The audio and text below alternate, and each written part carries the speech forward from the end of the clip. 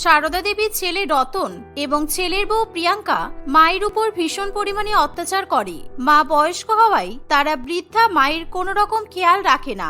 এমনকি প্রিয়াঙ্কা বাড়ির সব কাজ বয়স্ক সারদা দেবীকে দিয়েই করায়। ছেলে এবং বৌমার অত্যাচার সহ্য করতে করতে সারদা দেবী প্রেসার, সুগার এবং নানান রকম অসুস্থতায় আক্রান্ত হয়ে পড়ে, কিন্তু তবুও তার রেহাই মেলে না।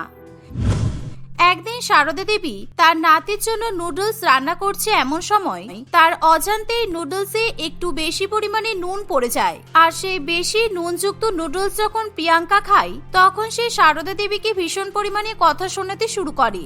বৌমার সাথে সাথে ছেলেও মাকে কথা শোনাতে ছাড়ে না। তুমি ইচ্ছে করে আমার বউকে ডিস্টার্ব করো বলো? আজকে আমার বউ তোমাকে সামান্য নুডলস বানাতে বলেছিল, তুমি সেটাও পারলে না? আমার মনে হয় মা ইচ্ছা করে নুডলসে বেশি নুন দিয়েছে, যাতে আমার ছেলে আর আমরা এই নুডলস খেতে না পারি। রতন, যখন তোমার মা রান্না বান্না করতে ভুলেই গেছে, তখন তুমি এনাকে বৃদ্ধাশ্রমে পাঠিয়ে দাও। না না, আমি ওনাকে বৃদ্ধাশ্রমে পাঠিয়ে ওনার উপর একটা টাকা নষ্ট করতে পারবো না। তার থেকে বরং মা এক কাজ করো, তুমি আমাদের বাড়ি ছেড়ে বেরিয়ে অন্য কোথাও চলে যাও। তাহলে আমি আর প্রিয়াঙ্কা আমাদের ছেলেকে নিয়ে অন্তত সুখে শান্তিতে সংসার করতে পারবো। হ্যাঁ, এখন আমি তোদের সংসারে আবর্জনা হয়ে গেছি, তাই আমাকে বাড়ি ছেড়ে যেতে বলাটাই স্বাভাবিক। আর তোর বাবা এই বাড়ি তোর নামে করে দিয়ে গেছে, সুতরাং আমি আজকে এই বাড়ি ছেড়ে চলে যাব, কারণ আমি আর অপমান সহ্য করতে পারছি না।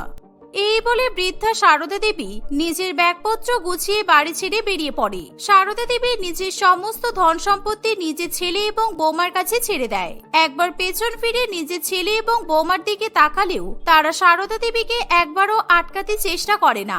ফলে সারদা দেবী বুকের উপর পাথর চেপে কাঁদতে কাঁদতে বাড়ি ছেড়ে অনেক দূরে চলে যায়। সারদা দেবী আর সেই গ্রামে থাকতেই চায় না। সেই কারণে সে একটি অজানা বাসে উঠে অন্য গ্রামের উদ্দেশ্যে রওনা দেয়। প্রায় 2 ঘন্টা পর সারদা দেবী গিয়ে পৌঁছায় মদনপুর নামক একটি গ্রামে। সেই গ্রাম একেবারেই সারদা দেবীর কাছে অজানা হওয়ায় সে চুপ করে বাস স্ট্যান্ডে বসে থাকে। এমন সময় বাস মনে হয় চলেই গেছে। আমি যদি ঠিক সময় শহরের বাজারে নুডলস বানানোর জিনিসপত্র কিনতে না পারি, তাহলে তো আমার নুডলসের ধাবা খুলতে অনেক দেরি হয়ে যাবে। কি আর করবো, ধুর, শীতের সকালে ঘুম থেকে উঠতেও তো দেরি হয়ে যায়। বিদ্যুৎ তাড়াহুড়ো করে বাস স্ট্যান্ডে এসে পৌঁছায়। সে গ্রামের একটি নুডলস ধাবার মালিক ছিল, আর প্রত্যেকদিন সকালবেলা সে নুডলস রান্না করার জন্য শহরের বাজার থেকে মাংস, ডিম এবং নানান রকম যাবতীয় সবজিপত্র কিনে নিয়ে আসে। প্রত্যেক দিনের মতো সেদিনও সে বাসে উঠতে যাবে, এমন সময় তার চোখের সামনে সারদা দেবী অজ্ঞান অবস্থায় পড়ে থাকে। এ কি মাসিমা, আপনি উঠুন, চোখ খুলুন মাসিমা। দেখে মনে হচ্ছে মাসিমা সারা রাত কিছু খায়নি, আর এই শীতের মধ্যে বাস স্ট্যান্ডে বসে থেকে অজ্ঞান হয়ে মনে হয় পড়ে গেছে। সেই মুহূর্তে বিদ্যুৎ সারদা দেবীকে নিয়ে চিকিৎসা কেন্দ্রে চলে যায়। সারদা দেবীর নিম্ন রক্তচাপে আক্রান্ত হয়ে অজ্ঞান হয়ে পড়েছিল, তাই ডাক্তারবাবু তার চিকিৎসা করে তাকে সুস্থ করে তোলে। বিদ্যুৎ কোনো উপায় না পেয়ে তাকে নিজের বাড়িতেই নিয়ে যায়। ধন্যবাদ বাবা, এই গ্রামে আজকে তুমি আমার প্রাণ বাঁচালে, না হলে আমি বাস স্ট্যান্ডে মরে পড়েই থাকতাম, আর আমাকে কেউ বাঁচাতে আসতো না। আরে আপনি এরকম করে বলছেন কেন? আপনি আমার মায়ের মতো, সুতরাং এখন যদি আমার মা বেঁচে থাকতো তাহলে আমিও তার এইভাবেই সেবা করতাম। যাই হোক, আমি তাড়াতাড়ি করে আমার নুডলসের ধাবা খুলে ফেলি, তা নাহলে আমার সব গ্রাহকরা এসে চিৎকার চেঁচামেচি শুরু করে দেবে। আপনি ঘরে গিয়ে আরাম করুন, আমি নুডলস রান্না করে আপনাকে খেতে দিচ্ছি। বিদ্যুতের নুডলস ধাবার কথা শুনে সারদা দেবী ভীষণ পরিমাণে খুশি হয়। না না, আমি এখন আরাম করব না বাবা, তোমাকে নিজের ছেলে ভেবে একটা আবদার করলে তুমি রাখবে? আমি তোমার থেকে নুডলস বানানো শিখতে চাই, কারণ এই নুডলস ভালো করে না বানানোর জন্য আমার ছেলে আর ছেলের বউ আমাকে বাড়ি ছাড়া করেছে।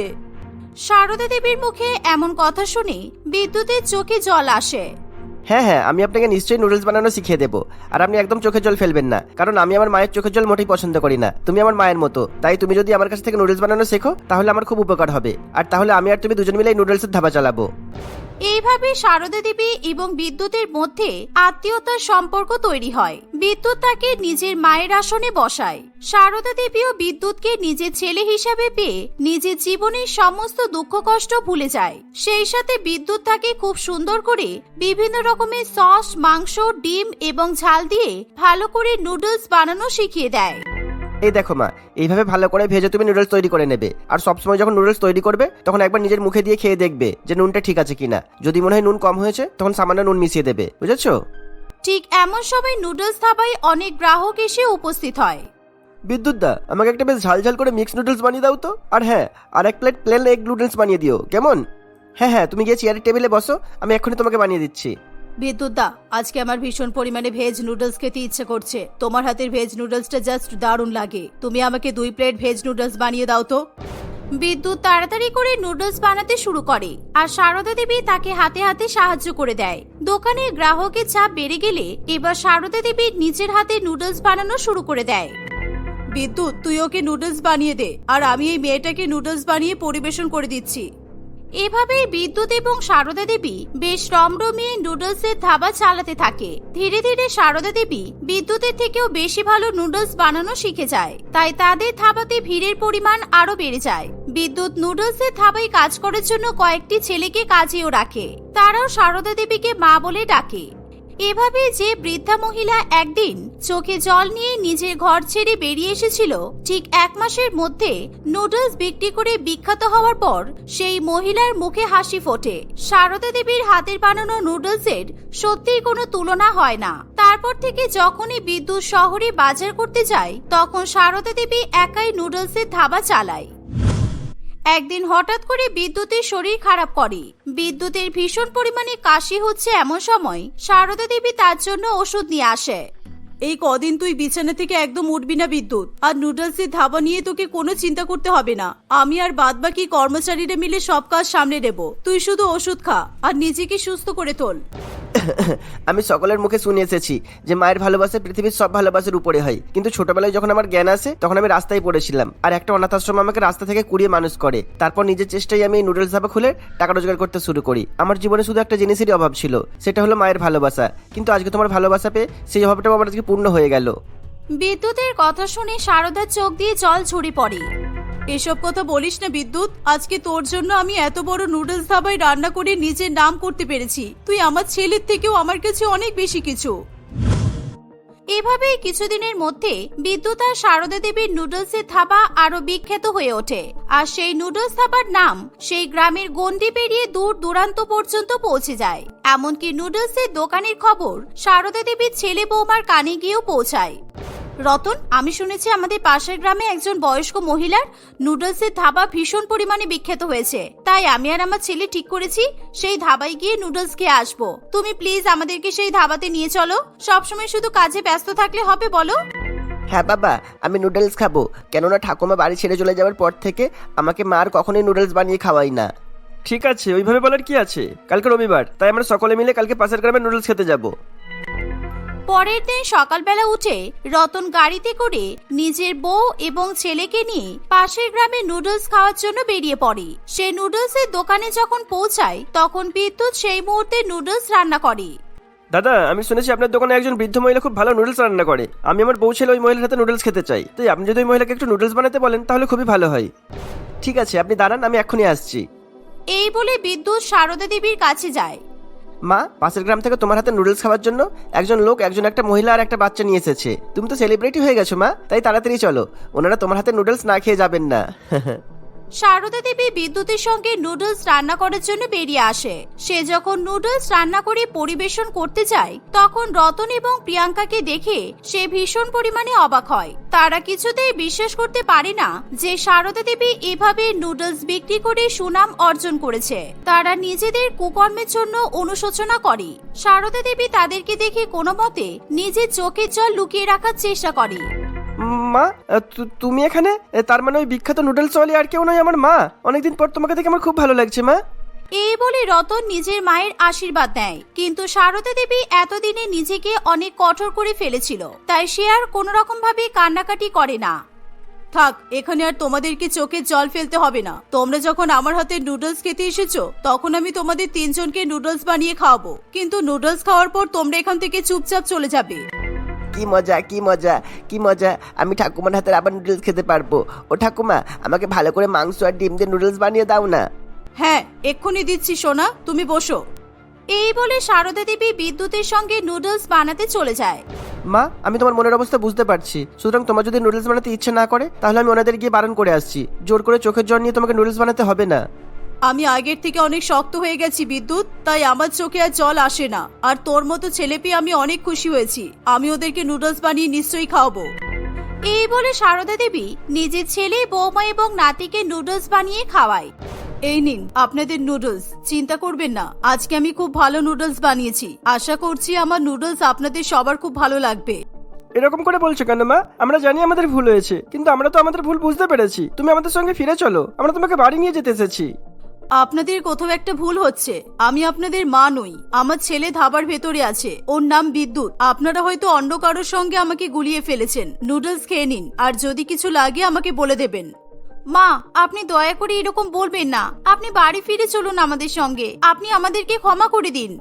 এখান থেকে চলে যাও চুপ করে। আমি তোমাদের মুখও দেখতে চাই না, আর আমি তোমাদেরকে ক্ষমা করে দিয়েছি, তবে কখনো তোমাদের সঙ্গে ফিরে যেতে পারবো না। তোমরা সুখী থেকো। তারা অপমানের জ্বালায় দগ্ধ হয়ে নুডলস খেয়ে চুপচাপ বাড়িতে চলে যায়, কিন্তু সারদা দেবী তাদের সঙ্গে আর ফিরে যায় না। এভাবেই দেখতে দেখতে 1 বছর কাটে। ইতিমধ্যে বিদ্যুৎ এবং সারদা দেবী দুজনে মিলে গ্রামের বিভিন্ন জায়গায় অনেকগুলো নুডলসের ধাবা খোলে। ফলে তাদের জীবনে আর কোনো দুঃখ কষ্ট থাকে না। ধনী বৃদ্ধা মহিলা নিজের সমস্ত ধন সম্পত্তি হারিয়ে একমাত্র বিদ্যুতের ভালোবাসা পেয়ে আবার নিজের জায়গাটা ফিরে পায়। সেই সাথে সারদা দেবী বিদ্যুতের বিয়ে দেয়। বিদ্যুতের বউ সোনা ভীষণ মিষ্টি মেয়ে ছিল। সে কখনো প্রিয়াঙ্কার মতো সারদা দেবীকে অপমান করে না, বরঞ্চ নিজের মায়ের থেকে বেশি তাকে সম্মান করে। মা, আজকে তোমার জন্য আমার এত নাম ডাক, আর তুমি অনেক ভালো নুডলস বানাতে পারো, আর আমার বিয়ে দিয়ে তুমি আমার সংসার পূরণ করে দিলে। সুতরাং আমার জীবনে আর কোনো দুঃখ কষ্ট রইল না। আমি তোর মা, তাই তোর জন্য আমি সবকিছু করতে পারি। এবার তুই নিজের বউকে নিয়ে সুখে শান্তিতে সংসার কর। আমি সারা জীবন নুডলস বানিয়েই কাটিয়ে দেব। এভাবে সারদা দেবী, বিদ্যুৎ এবং সোনা নুডলস ধাবা চালিয়ে সুখে শান্তিতে জীবন কাটাতে থাকে। রোহিত তার বাবার সঙ্গে সোনপুর নামক এক গ্রামে বাস করত। রোহিত ভীষণই অলস প্রকৃতির ছেলে ছিল। কলেজ পাশ করার পর তার বাবা তাকে চাকরির সন্ধান করতে বললেও চাকরি করার জন্য নিজেকে সে প্রস্তুত করতে পারে না। তার কোনো রকমেরই পরিশ্রম কিংবা খাটাখাটনি করতে ভালো লাগে না। সে সবসময় একেবারে বড় লোকেদের মতো বিলাসবহুল জীবনযাপন করতে চাইতো। একদিন রোহিত তার 2 বন্ধুর সঙ্গে চায়ের দোকানে চা খেতে যায়। কি রে, কোনো চাকরি পেলি? তোর তো কালকে ইন্টারভিউ দিতে যাওয়ার কথা ছিল। ইন্টারভিউ দিয়েছিস নাকি দিসনি? কালকে তো দেখলাম একটা মেয়ের সঙ্গে পার্কে ঘুরে বেড়াচ্ছিলি। হ্যাঁ রে, মেয়েটাকে পটিয়েছিলাম, দেখে মনে হচ্ছিল বড় লোক হবে, কিন্তু পরে জানলাম মেয়েটা গরিব, তাই নাম্বার ব্লক করে দিলাম। আর কি যেন বলছিলিস, ইন্টারভিউ, চাকরি? এসব তো আমি কিছুই করবো না। চাকরি করে চাকররা, আমি তো ডিরেক্ট বড় লোক হবো, আর আমার আন্ডারে চাকররা কাজ করবে, বুঝেছিস? ডিরেক্ট বড়লোক হবি মানে? বড়লোক হওয়ার জন্য তো পরিশ্রম করতে হয়, আর তুই যা অলস, তুই বড়লোক হবি কিভাবে? এখনো পর্যন্ত একটা চাকরি জোটাতে পারলি না, এমনকি প্রত্যেকদিন চা খেতে এসে তো আমাদের টাকায় চা খাস। আরে পরিশ্রম করে কি হবে? পরিশ্রম তো গাধারাও করে। গাধারা কি কখনো বড়লোক হতে পেরেছে? তাই আমি পরিশ্রম না করেই বড়লোক হয়ে দেখাবো। আর আমার প্ল্যান হচ্ছে কোনো বড়লোক বাবার একমাত্র মেয়েকে ফাঁসানো। শ্বশুরবাড়ির টাকায় সারা জীবন একেবারে মস্তিতে কেটে যাবে। তোর দ্বারা কিচ্ছু হবে না, সারা জীবন শুধু বড় বড় ডায়লগ মারতেই থেকে যাবি। তুই কোনো কাজ করিস না, চাকরি করিস না, তোকে বিয়ে কে করবে? হ্যাঁ, কোনো ভিক্ষুকও নিজের মেয়ের সঙ্গে তোর বিয়ে দিতে চাইবে না, বুঝেছিস? নিজের বন্ধুদের মুখে এমন কথা শুনে রোহিতের খুবই রাগ হয়। তাই রোহিত মনে মনে জেদ ধরে সে এবার বড়লোক মেয়েকে বিয়ে করে তার বন্ধুদেরকে বড়লোক হয়ে দেখাবে। এভাবেই দেখতে দেখতে কিছুদিন কাটে।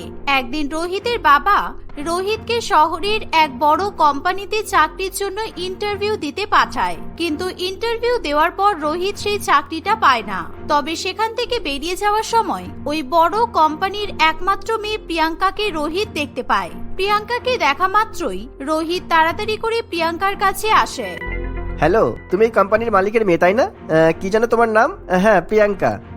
বাবা, আমার নামও জেনে গেলে? হ্যাঁ, আমি এই কোম্পানির মালিকের মেয়ে, একমাত্র মেয়ে। কিন্তু কেন? আমার ব্যাপারে জেনে তুমি কি করবে? না না, আসলে আমার বাবারও এরকম একটা বড় কোম্পানি আছে, আর আমিও আমার বাবার একমাত্র ছেলে। তোমার বাবার বড় কোম্পানি আছে, তাহলে তুমি এখানে ইন্টারভিউ দিতে এসেছো কেন? তোমাকে দেখে তো তাই মনে হচ্ছে তুমি এখানে ইন্টারভিউ দিতেই এসেছো। হ্যাঁ, আসলে আমার বাবা চাই আমি আমার বিজনেস সামলানোর আগে অন্য কোনো একটা জায়গায় চাকরি করে দেখাই। বাবার সামনে নিজেকে যোগ্য প্রমাণিত করার জন্য আমি চাকরি খুঁজছি। আসলে জানোই তো, বাবারা তো এরকমই হয়। হ্যাঁ, একদম একদম। বাবারা মনে করে ছেলে মেয়েরা কিছু করতেই পারে না। Anyway, nice to meet you. আচ্ছা, তুমি যদি কিছু মাইন্ড না করো তাহলে কি আমরা একসঙ্গে কফি খেতে যেতে পারি? হ্যাঁ হ্যাঁ, নিশ্চয়ই যেতে পারি। চলো তাহলে যাওয়া যাক। এভাবেই রোহিত প্রিয়াঙ্কাকে অনেক বড় মিথ্যা কথা বলে তাকে নিজের জালে ফাঁসানোর চেষ্টা করতে থাকে। রোহিত প্রিয়াঙ্কাকে নিয়ে কফি শপে যায় এবং সেখানে গিয়ে দুজনে কফি খেতে খেতে বিভিন্ন রকমের গল্প গুজব করতে থাকে। তাদের কফি খাওয়া হয়ে গেলে রোহিত দেখতে পায় একজন ওয়েটার বিল নিয়ে তাদের টেবিলের দিকেই আসছে। এই দেখে রোহিত খুবই ভয় পেয়ে যায়। ওরে বাবা, এবার তো বিল দিতে হবে মনে হচ্ছে। কফি খাওয়ার কথা বলেছি আর এই বড়লোক বাবার মেয়ে এত বড় কফি শপে নিয়ে চলে এসেছে। পকেটে তো মাত্র 50 টাকা পড়ে আছে। না না, আমাকে কিছু একটা করতে হবে। কি হলো, তুমি কি ভাবছো? আমি একা একা বকেই যাচ্ছি, তুমি কোনো রিপ্লাই করছো না যে? না না, আসলে আমি একটু ওয়াশরুমে যাবো। এক্সকিউজ মি প্লিজ, আমি এখনই আসছি। এই বলে রোহিত ওয়াশরুমে যাওয়ার নাম করে সেখান থেকে কেটে পড়ে। সে কিছুটা দূরে গিয়ে দাঁড়িয়ে দাঁড়িয়ে প্রিয়াঙ্কাকে দেখতে থাকে আর তখনই সেখানে ওয়েটার এসে প্রিয়াঙ্কার সামনে টেবিলের উপর বিল রেখে দেয়। বিল দেখা মাত্রই প্রিয়াঙ্কা সঙ্গে সঙ্গে বিলটা পে করে দেয় আর সেই সাথে ওয়েটারকেও টিপ হিসেবে কিছু টাকা দেয়। বিল দেওয়া হয়ে গেলে সঙ্গে সঙ্গে আবার সেখানে রোহিত চলে আসে। আচ্ছা প্রিয়াঙ্কা, এবার বোধহয় আমাদের এখান থেকে যাওয়া উচিত। আসলে বাবা বারবার ফোন করছে, বাবার সঙ্গে একটা মিটিং এ যেতে হবে। এই যে ওয়েটার, বিলটা নিয়ে আসবে প্লিজ। আরে আরে, আমি বিল দিয়ে দিয়েছি, চলো এবার তাহলে যাওয়া যাক। এ বাবা, তুমি বিল দিতে গেলে কেন? প্লিজ, আমি বোধহয় ওয়াশরুমে গিয়ে ভুল করলাম। ওকে ছাড়ো, কি আর করা যাবে। নেক্সট টাইম কিন্তু আমি বিল পে করবো। ওকে, কি নেক্সট টাইম আমার সঙ্গে দেখা হবে তো? হ্যাঁ নিশ্চয়ই হবে, তুমি চাইলেই হবে। এই নাও আমার ফোন নাম্বার, যদি আমাকে ভালো লেগে থাকে তাহলে আমাকে ফোন করতে পারো। প্রিয়াঙ্কার ফোন নাম্বার দেখে রোহিত মনে মনে ভীষণ আনন্দ পায়। সে এতক্ষণ ধরে এটার জন্যই অপেক্ষা করছিল। ফোন নাম্বারটা নিয়ে সে প্রিয়াঙ্কাকে বিদায় জানিয়ে সেখান থেকে চলে যায়। শহর থেকে গ্রামে ফেরার জন্য রোহিত বাসে উঠে পড়ে। বাসে উঠে রোহিত যে সিটে বসেছিল সেই সিটের পাশের সিটটা খালি ছিল। এই যে হ্যালো, একটু শিফট করবে প্লিজ, আমি এখানে বসবো। কিছু মনে করবে না, আমি তোমাকে কথাটা জিজ্ঞাসা করছি বলে। তোমাকে দেখে মনে হচ্ছে তুমি খুবই রেগে আছো। তোমার সঙ্গে কি কিছু হয়েছে? হয়েছে মানে? আজকে এমন একটা জিনিস ঘটেছে যেটা আমার সঙ্গে এর আগে কখনো হয়নি। আমি জীবনে ভাবিনি আমাকে কোনোদিনও পাবলিক বাসে উঠতে হবে। আমি বড়লোক বাবার একমাত্র মেয়ে। আমার পছন্দের 2 কোটি টাকার গাড়ি নিয়ে আমি একটু ঘুরে বেড়াচ্ছিলাম, কিন্তু গাড়িটা এমন একটা জায়গায় খারাপ হলো, অন্য কোনো প্রাইভেট গাড়ি না পেয়ে আমাকে শেষ পর্যন্ত বাসে উঠতে হলো। এই শুনে রোহিত মনে মনে ভীষণ অবাক হয়। ওরে বাবা, 2 কোটি টাকার গাড়ি! তার মানে এই মেয়েটা তো বিশাল বড় লোক। কি ব্যাপার, আজকে আমার সব বড় লোক মেয়েদের সঙ্গে দেখা হচ্ছে যে? খুব তাড়াতাড়ি আমার মনের ইচ্ছে পূরণ হবে। এত রাগ হচ্ছে আমার, কি বলবো। এই বাসটাতে তো আবার এসিও নেই, খুব গরম লাগছে। উফ, এ আমি কি বিপদে পড়লাম। আচ্ছা তুমি এক কাজ করো, তুমি উইন্ডো সিটে এসে বসো, তাহলে হয়তো তোমার একটু ভালো লাগবে। আসলে আমারও বাসে ওঠার অভ্যাস নেই তো, সেই জন্যই আমি বাসে উঠলে উইন্ডো সিটের ধারেই বসি। অ্যাকচুয়ালি আমি নিজে সবসময় নিজের গাড়ি করে ট্রাভেল করি। তুমি গাড়ি করে ট্রাভেল করো, তাহলে তুমি আজকে বাসে উঠেছো কেন? তোমারও কি গাড়ি খারাপ হয়ে গেছে? না না, আমার গাড়ি খারাপ হয়নি। আসলে আমার ড্রাইভারের মেয়ে শরীর খুব অসুস্থ, হসপিটালে অ্যাডমিট। তাই খবর পাওয়া মাত্রই আমি হসপিটালে যেতে বললাম। এখান থেকে তো আর অন্য কোনো গাড়ি পাওয়া যাবে না, সেই জন্য আমি ওকে আমার গাড়িটা নিয়ে যেতে বললাম। তাই আমি বাসে উঠে গেলাম। রোহিতের মুখে এমন কথা শুনে পিঙ্কি খুবই ইমপ্রেস হয়। সে মনে করে রোহিত খুবই ভালো মানুষ। পিঙ্কি এতদিন পর্যন্ত এমনই একজন ভালো মানুষের সন্ধানে ছিল। রোহিতকে আরো বেশি করে জানার জন্য পিঙ্কি রোহিতের সঙ্গে বিভিন্ন কথা বলতে থাকে। রোহিত পিঙ্কিকেও একইভাবে নিজের এবং নিজের পরিবারের ব্যাপারে মিথ্যা কথা বলে। পিঙ্কি মনে করে রোহিতও নিশ্চয়ই বড়লোক ঘরেরই ছেলে হবে, তাই সে খুব সহজেই রোহিতের জালে ফেসে যায়। রোহিত খুবই চালাকি করে পিঙ্কির কাছ থেকে তার ফোন নাম্বারটাও নিয়ে নেয়। বাড়িতে যাওয়ার পর রোহিতকে খুবই খুশি দেখে তার বাবা কমল বাবু মনে করে তার ছেলে নিশ্চয়ই চাকরিটা পেয়ে গেছে। কিরে, তোকে দেখে এত খুশি মনে হচ্ছে? তুই কি চাকরিটা পেয়ে গেছিস নাকি? না না বাবা, আমি চাকরি পাওয়ার থেকে বড় দুটো জিনিস পেয়েছি। তুমি দেখবে আমি এবার খুব তাড়াতাড়ি বড়লোক হয়ে যাব। আমার আর চাকরি পাওয়ার কোনো প্রয়োজন নেই। তোর দ্বারা কিন্তু কিছুই হবে না, শুধু বাতলাবাজি করা ছাড়া তুই আর কোনো কিছুই পারিস না। 1 মাসের মধ্যে কোনো চাকরি না পেলে আমি তোকে ঘর থেকে বের করে দেবো বলে দিলাম। রোহিত তার বাবার কথাই কোনো রকমের পাত্তা না দিয়েই নিজের রুমে চলে যায় আর সে সবার প্রথমে প্রিয়াঙ্কাকে ফোন করে। হ্যালো প্রিয়াঙ্কা, চিনতে পারছো নিশ্চয়ই? আসলে বাড়ি আসার পর জানি না আমার কি হয়েছে, শুধু তোমার কথাই মনে পড়ছে, তাই আমি তোমাকে ফোন করলাম। তোমার কোনো অসুবিধা নেই তো? না না, আমার কোনো অসুবিধা নেই। আসলে আমারও না বাড়িতে আসার পর তোমার কথা খুব মনে পড়ছিল। তুমি যে আমাকে ফোন করেছো আমি খুব খুশি হয়েছি। আমি তো ভেবেছিলাম তুমি হয়তো আমাকে ফোনই করবে না। এরকম ভাবে বেশ কিছুক্ষণ প্রিয়াঙ্কার সঙ্গে কথা বলার পর রোহিত আবার পিঙ্কিকে ফোন করে। সে পিঙ্কিকেও একইভাবে মিষ্টি মিষ্টি কথা বলে তার মন ভোলানোর চেষ্টা করতে থাকে। রোহিত খুবই ভালো মতোই বুঝতে পারে প্রিয়াঙ্কা এবং পিঙ্কিকে বোকা বানানো তার পক্ষে খুবই সহজ। আর যেহেতু রোহিত দেখতে ভীষণই হ্যান্ডসাম ছিল, তাই আগে থেকে অনেক মেয়ে সবসময় তার পেছনে পাগলের মতো ঘুরে বেড়াতো। আর ঠিক একই কারণে প্রিয়াঙ্কা এবং পিঙ্কিও রোহিতকে পছন্দ করে ফেলেছিল। এভাবেই দেখতে দেখতে 1 মাস কাটে। এরই মধ্যে একদিন রোহিতের বাবা তার কাছে এসে বলে, আমি জানি তোর দ্বারা জীবনে কোনো কিচ্ছু হবে না, সেই জন্য আমাকে একটা ব্যবস্থা করতে হবে। আমি আমার বন্ধুর মেয়ের সঙ্গে তোর বিয়ে ঠিক করেছি। লিপিকে বিয়ে করলে আমার বন্ধু তোকে 10 লক্ষ টাকা দেবে, সেই সাথে তোর ফ্যাক্টরির অর্ধেক অংশ তোর নামে করে দেবে। এই শুনে রোহিত প্রচন্ড পরিমাণে খুশি হয়। সে লিপিকে বিয়ে করার জন্য রাজি হয়ে যায়। ওরে বাবা, মনে হচ্ছে যেন আমার লটারি লেগেছে। লিপিকে বিয়ে করবো বলে তো দিলাম, কিন্তু ওদিকে যে প্রিয়াঙ্কা আর পিঙ্কি আমার জন্য পাগল হয়ে আছে। আমি তো ভেবেছিলাম ওদের দুজনের মধ্যে কাউকে বিয়ে করলেই আমি বড়লোক হয়ে যাব। আচ্ছা, আমি যদি একজনকে বিয়ে না করে 3 জনকেই যদি বিয়ে করি, তাহলে তো আমি অনেক বড়লোক হয়ে যাব। এরকমই ভাবনা চিন্তা করতে করতে রোহিত মনে মনে ঠিক করে ফেলে সে বিয়ে করলে তাদের 3 জনকেই বিয়ে করবে। কয়েকদিনের মধ্যেই লিপিকে বিয়ে করার পর রোহিত যৌতুকে পাওয়া 10 লক্ষ টাকা নিয়ে শহরে চলে যায়। লিপি মনে করেছিল শহরের কোনো ব্যবসা করার জন্য রোহিত টাকাটা নিয়ে গেছে। অন্যদিকে শহরে গিয়ে সে প্রিয়াঙ্কা এবং পিঙ্কি দুজনকেই বিয়ে করে তাদেরকে আলাদা আলাদা ফ্ল্যাটে রেখে দেয়।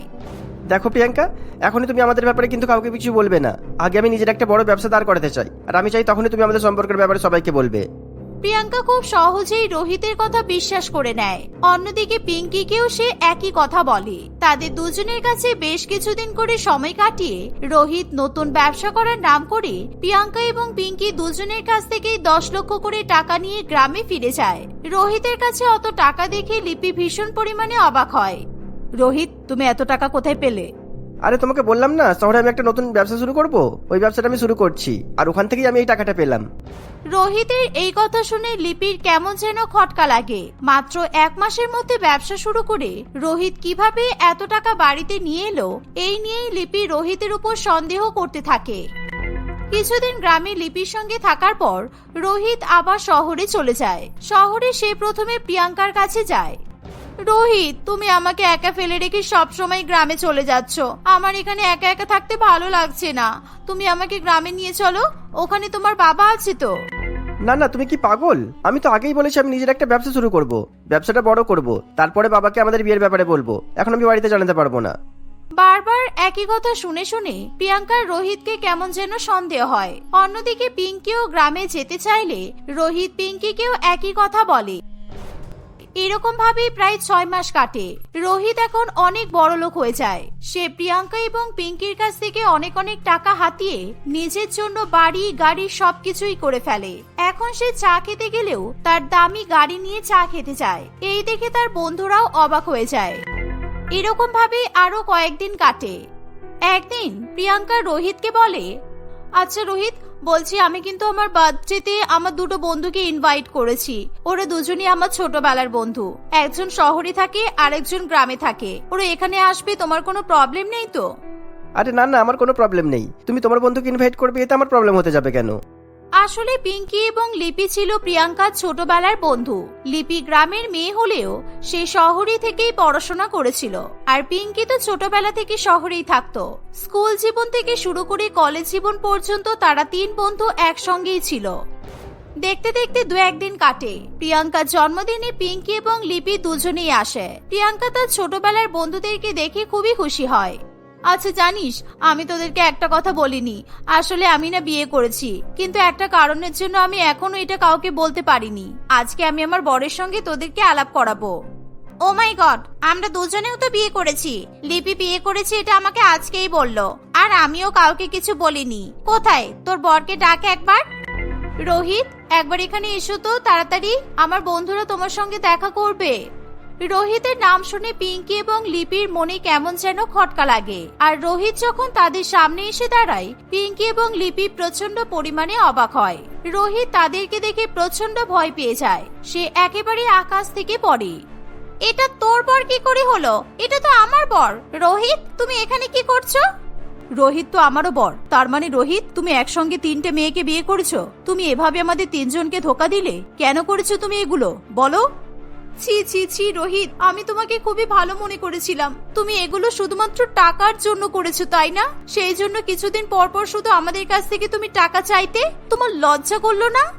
এই বলে প্রিয়াঙ্কা ঠাস করে রোহিতের গালে একটা চড় মারে। এই দেখে পিঙ্কি এবং লিপিও এক এক করে রোহিতের গালে চড় বসিয়ে দেয়। তারা তিনজনে মিলে রোহিতকে খুবই মারধরও করে। রোহিত বারে বারে তাদের কাছে ক্ষমা চাইতে থাকে, কিন্তু তিন বন্ধু কিছুতেই রোহিতকে ক্ষমা করতে পারে না। তারা শেষ পর্যন্ত রোহিতকে পুলিশের হাতে তুলে দেয়। তিনজনের সঙ্গে বিশ্বাসঘাতকতা করে বিয়ে করার জন্য জেলের মধ্যে বসে বসে রোহিত এখন শুধুই আফসোস করতে থাকে।